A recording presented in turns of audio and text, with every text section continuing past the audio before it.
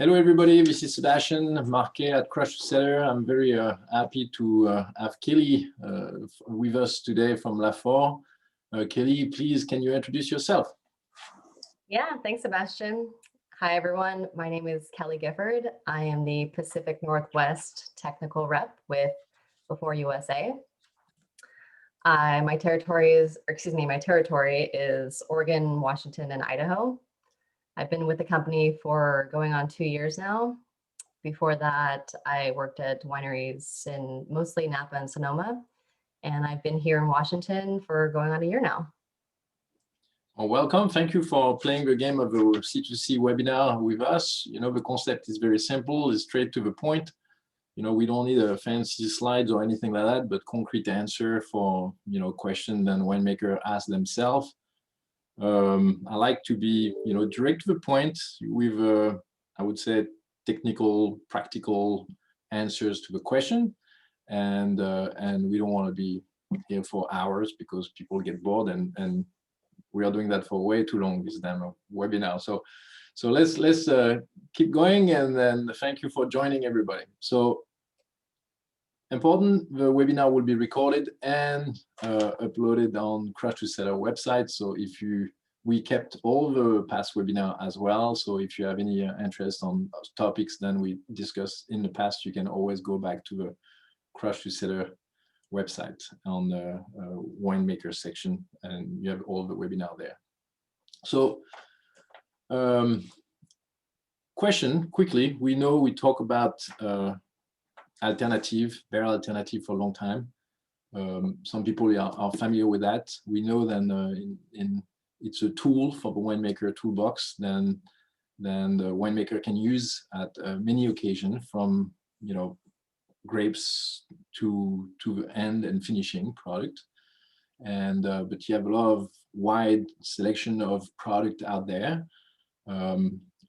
We know that Nobile, a line of product, have been very successful in 2020. We have a lot of high requests and demand, and people came back to us with a lot of compliment about the product. So we can dive in a little bit more. We'll be talking also about smoke, impacted wine on this webinar, and then what people did. And I know you did a lot of trials this year, and you did a webinar not a long time ago about it. So it would be great to have a kind of a conclusion of your trials in the same time. So we go from the basic, where the wood come from. So where does the oak come from for Nobile? Yeah, so we'll start with the basics. We have a team in France that manages contracts where we purchase wood from about 15 different forests in mostly central France. And from there, we bring the wood back to our processing facility, which you can see in this background behind me. And we have these really nice kind of big open lots to be able to season the wood.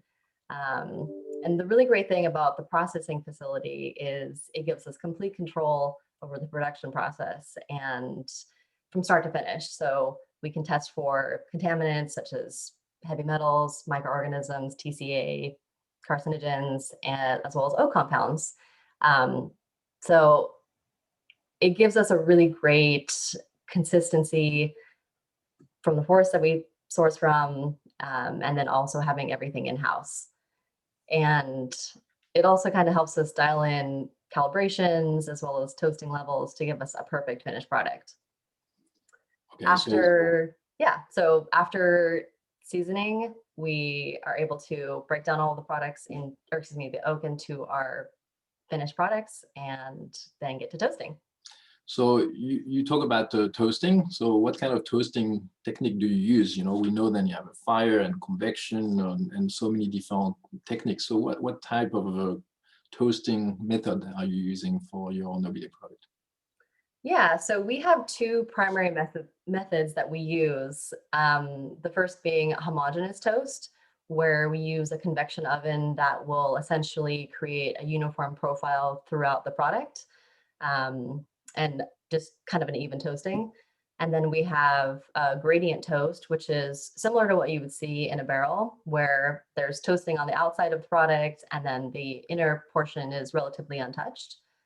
And then for our larger stave material, we have something called a soft oak process. So you see at cooperages where they steam the barrels to kind of open up the pores, allowing for softening of the tannins and also more consistency in the toasting.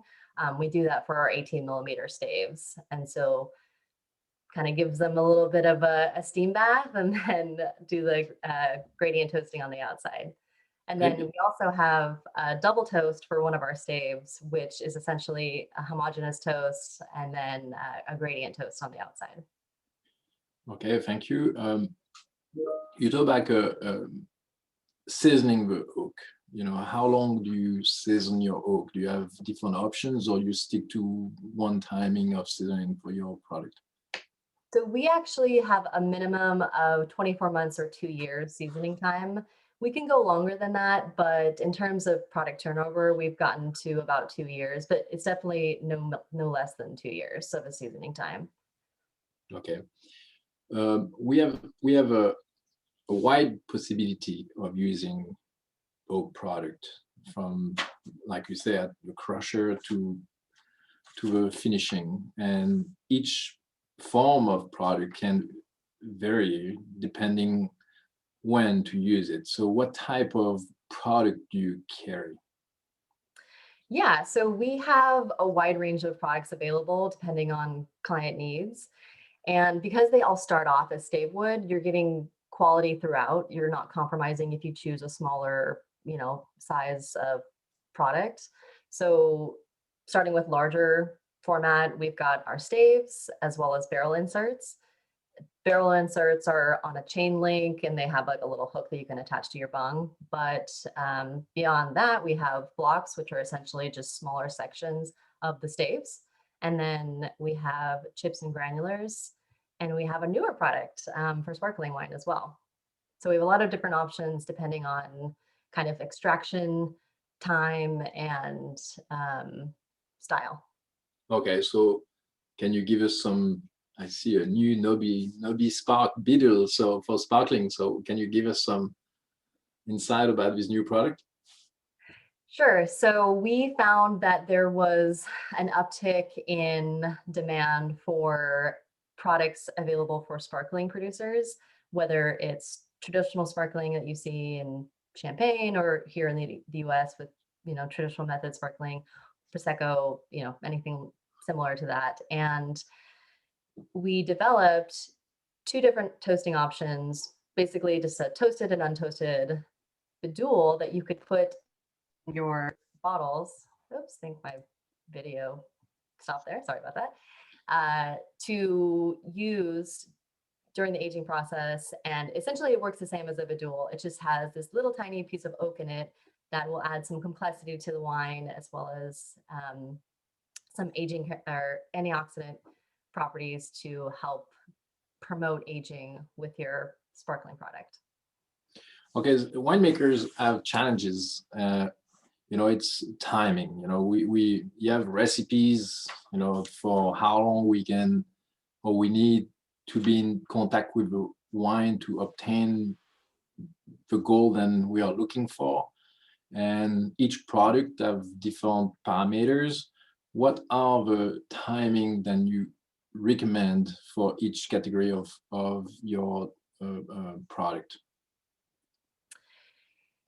Sure. So, timing is really important with oak products. And I think the benefit of using oak alternatives versus traditional barrel aging is you are getting those oak flavors and aromatics and those benefits in a shorter time frame.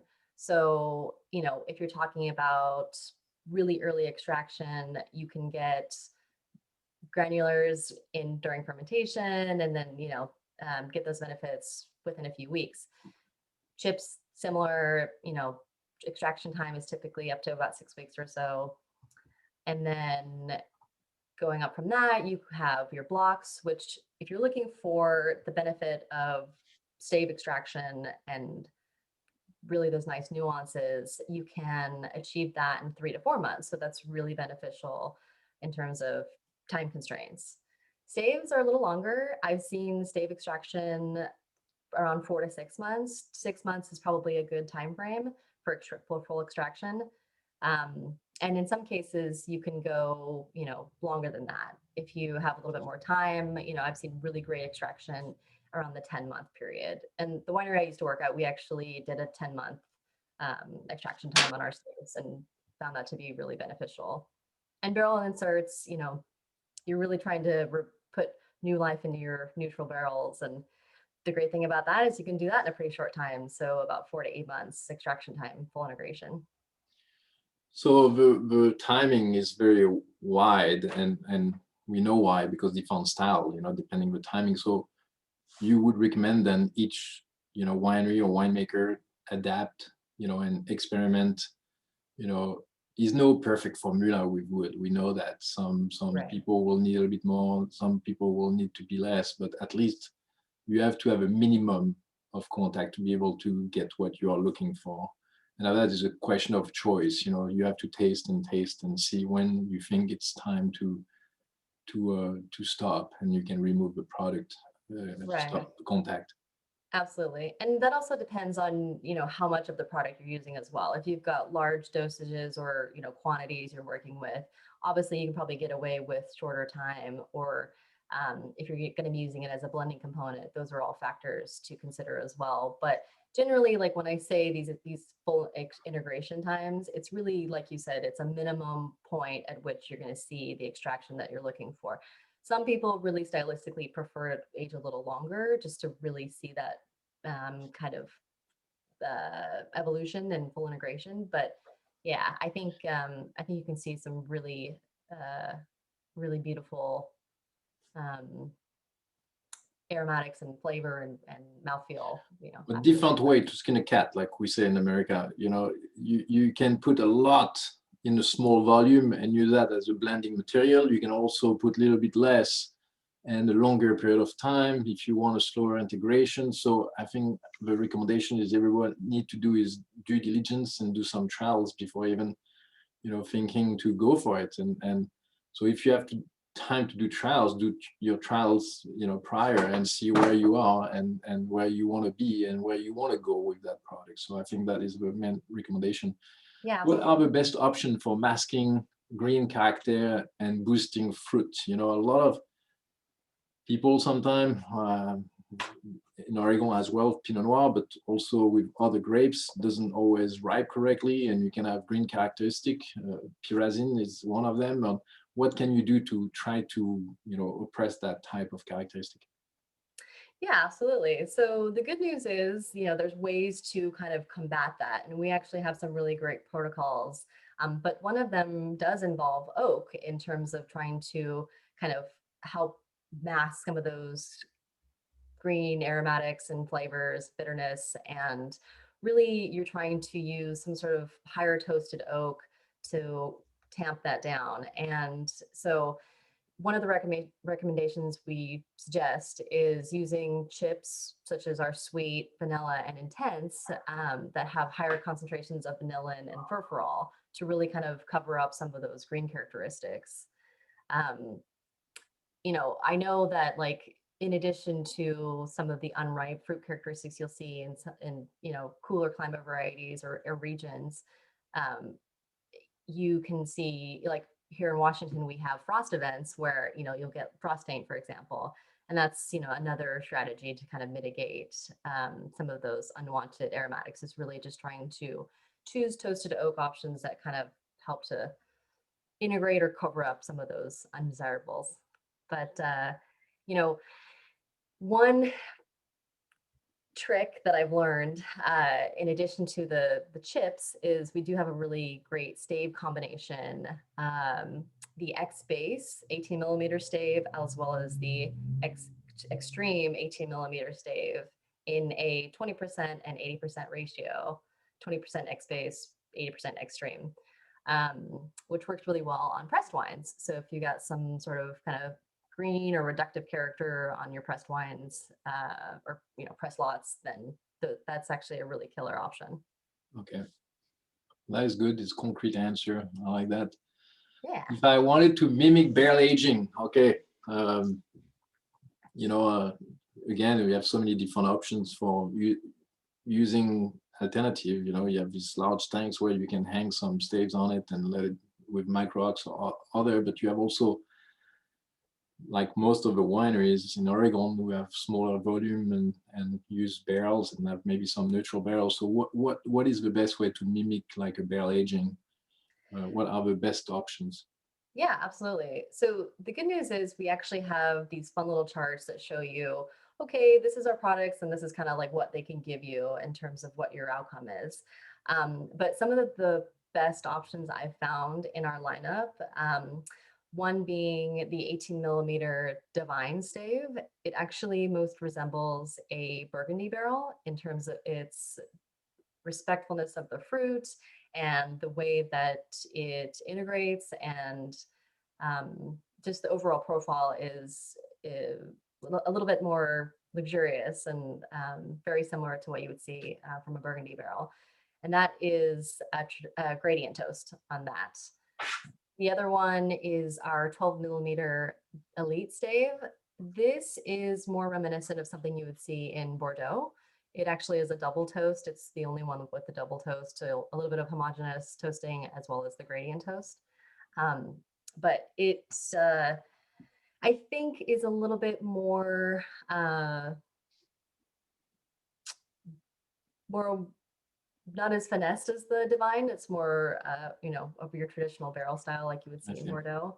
But it's still an excellent option for just a little bit something different than the Divine. And Yeah, then Pinot Noir need finesse.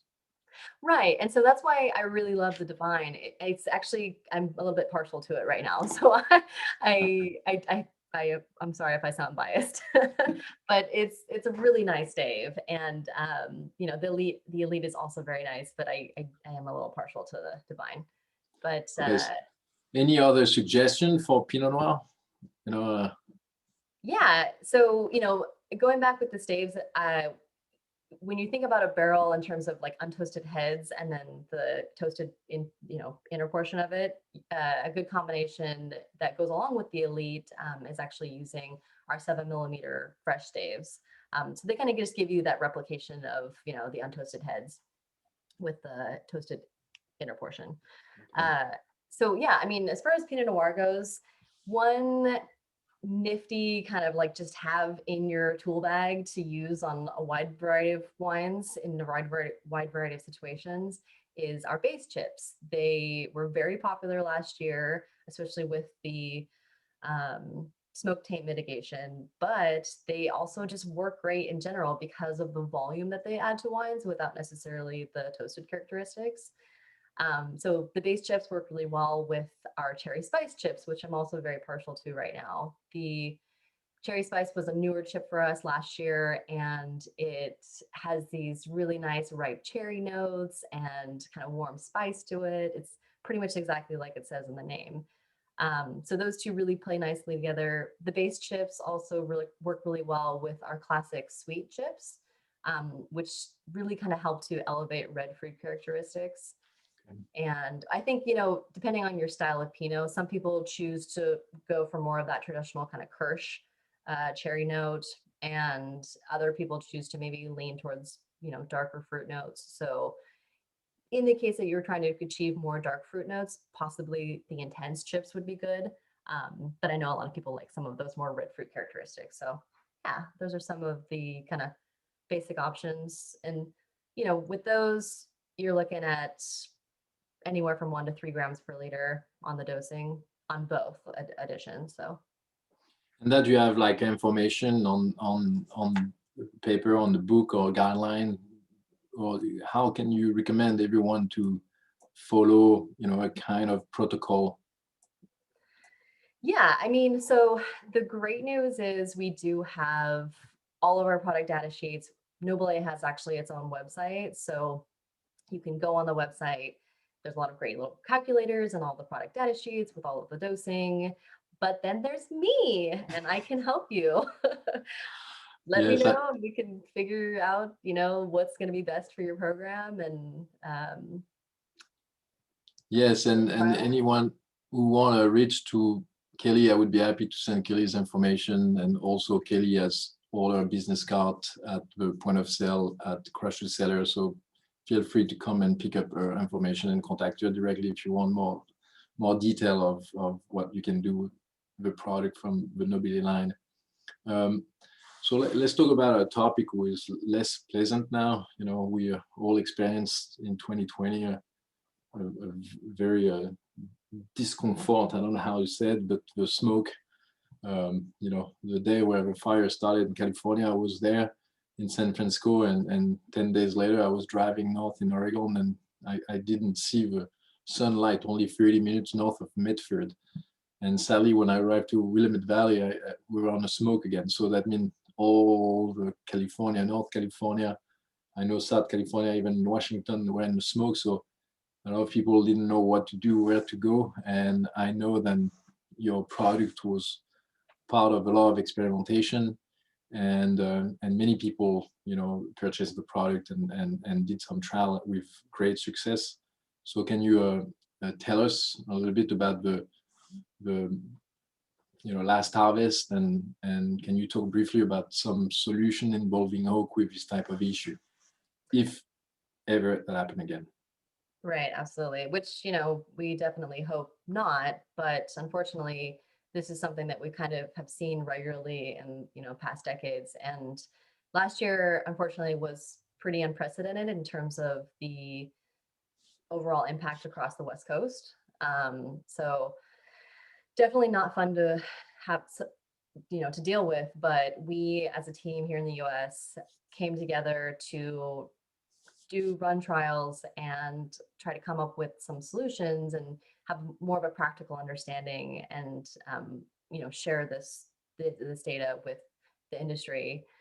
And so just to kind of give you a little bit of backstory, we actually set up over 3 different viticulture regions. We acquired 4 different varieties and did bucket ferments. I think it was 125 ferments that we used the AWRI protocol to set up the trials, the buckets, and we ended up with 38 wines. We did an internal sensory analysis of the wines, but we also set up sensory analysis with close to 300 winemakers and ended up acquiring close to 30,000 data points.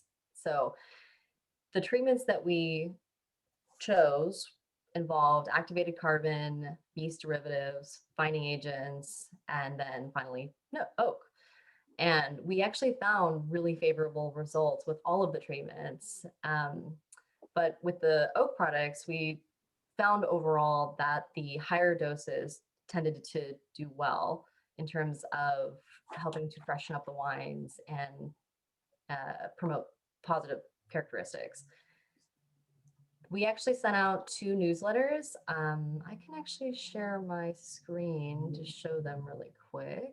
Let's see here. Give me just a second. Oh, I think I don't have the option to share my screen. Let me see if I can help you with that.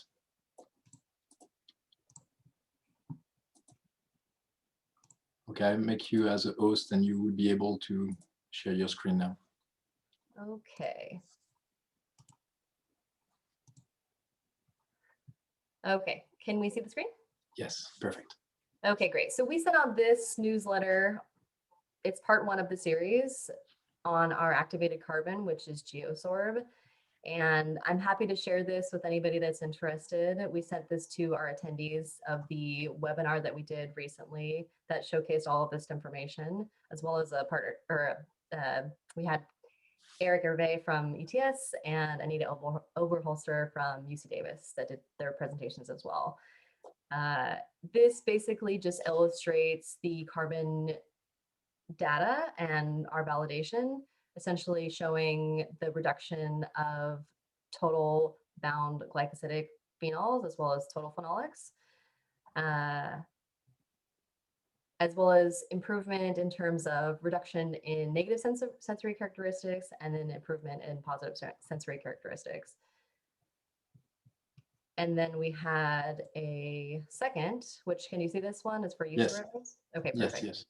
yes. So this is the second in the series for yeast derivatives. This is essentially illustrating our validation of yeast derivative products,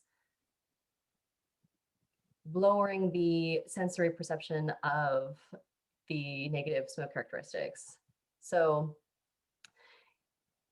in terms of, products that we recommend, other than resorting to something like reverse osmosis, and we also have had our Australian team, which had to deal with the bushfires in 2019 and 2020, do their own data and validation that determined activated carbon, yeast derivatives, as well as oak products are really great ways to kind of, mitigate some of these smoke exposed fruit issues. We don't have the newsletter published yet for the oak products, but we will be posting that soon, and I can definitely get that out to anybody who's interested as well. Great. Any information you have like that, please send my way. I can also put down the winemaker, section of Crush to Cellar. Trying to retrieve every information that I can on situation or issue or practical answer to some difficulties, vintage difficulties or smoke impact or anything, and we upload that on the website so winemaker can retrieve information when they need. I can also send information through the MailChimp account, Crush Seller MailChimp account, directly to the people. So if you'd like me to communicate this document to everybody out there, let me know. I would be happy to do so. Sure, definitely. And so, with the trial that we did with the Nobile on the smoke exposed fruit, the two varieties that we targeted were our Cabernet Sauvignon, Cabernet Sauvignon and Cabernet Franc. And the dosing levels we chose were 5 grams per liter and 10 grams per liter. So even though that sounds really high, the 10 gram per liter actually favored really well. And on both of those varieties, we did untoasted lower toast options as well as higher toast options. So across the board, we did see improvement. And the thing about when you're dealing with smoke affected fruit is I'm going to throw out this really big caveat, as you have said. There's no magic bullet. There's nothing that's going to solve, your problems with one shot. There's always different strategies and options available. So I highly recommend, really just using everything available to you in your toolbox. And if, that situation arises again. Good. Yes. Mitigation, is no answer to make that disappear, but at least you can make them, less impacting the wine. So I think that is really the key. Yeah. I mean, in going back to strategy, it's really about, some people didn't want to impart any toasted oak because potential to increase some of those smoke compounds.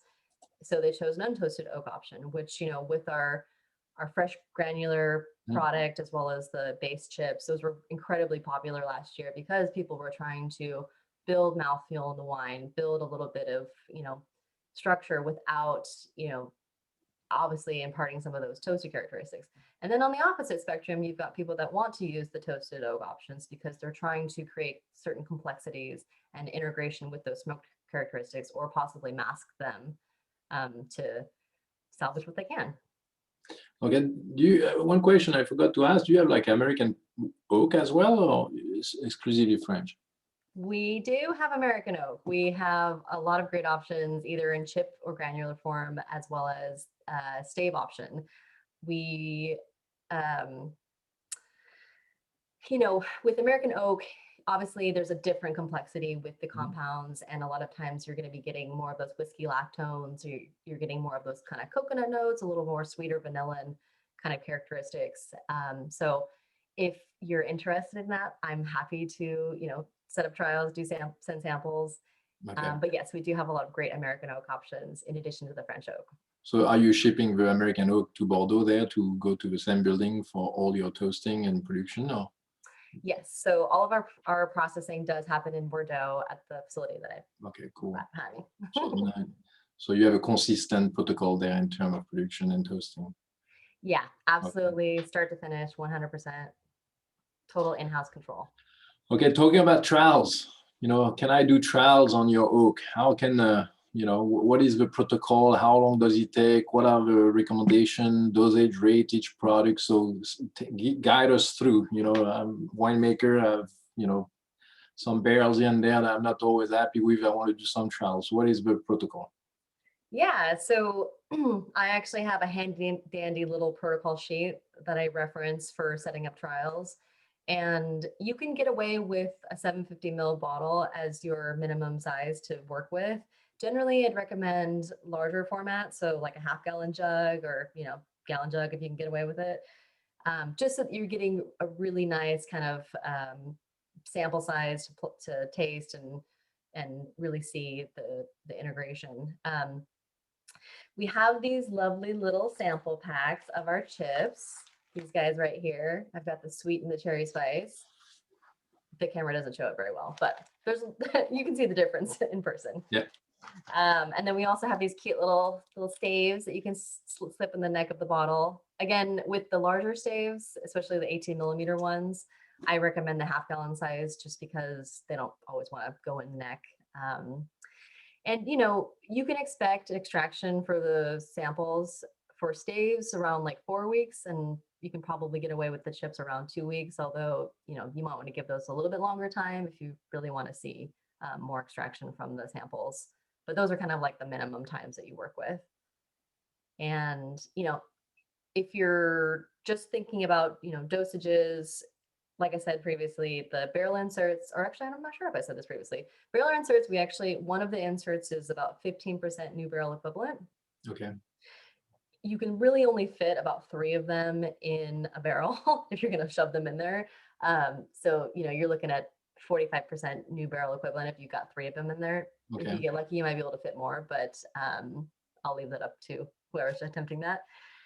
Staves, usually we do about 1 to 4 staves per hectoliter. If you're dealing with a larger stave, you can go lower, so like 1 to 2. Blocks, because they come in these like tea bags, 5-kilo tea bags, we typically measure that in grams per liter. So, dosing is usually around 3 to 6 grams per liter. And then with chips typically, I'd say a normal recommendation is 1 to 3 grams per liter, but obviously you've seen with our trials, we've done higher than that, 5 to 10 grams per liter. So I think sky's the limit on that one. Chips you can use during fermentation, then obviously during the aging process, whereas the other products you're going to be using more in the aging process. But the granulars, because you typically are going to be using them on mostly reds and during fermentation, we usually measure that in about like pounds per ton. So a standard addition would be like 3 pounds per ton. Okay, so I'm getting close to bottling. I have some of one of a lot that I want to bottle is not where I want it to be. I want to do a trial in the lab quickly before going to a larger volume. But again, time. Do you think I can take a wine and put it in a temperature room, soak some oak, and I will have a quicker answer? Or you recommend to say, okay, no, keep it in a solar temperature? Or do you think doing the trial with a temperature 70 degrees Fahrenheit temperature would go faster in the process? Temperature is a key as well in extraction, I assume, with alternative. Of course, temperature is going to affect extraction. I don't know if it's always necessarily going to be a positive thing. I think that, you could speed up the process, but at the possible consequence of not as good of an integration. Okay. So, of course, the benefit of using chips and granulars is you are getting a really quick extraction time. We've seen oak bombs where people do it in a week period at a really high dosage rate, but you as a winemaker really have to determine, is that appropriate for your program and stylistically what you're trying to achieve.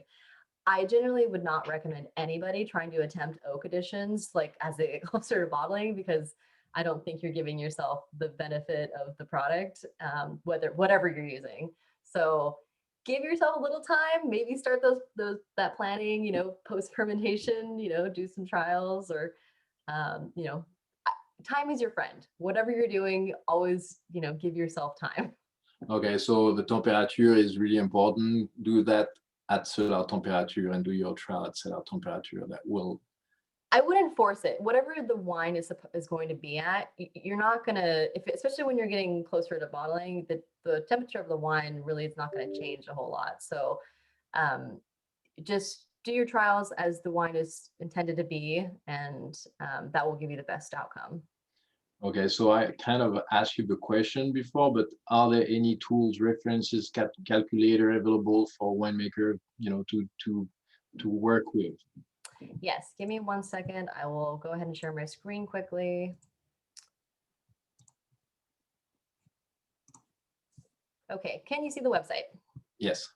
Okay, perfect. So let's see here. Hopefully that goes away. The website is not easily searchable, sadly. You have to use this exact web address to find it, or just do a little bit of digging and you can end up finding it eventually.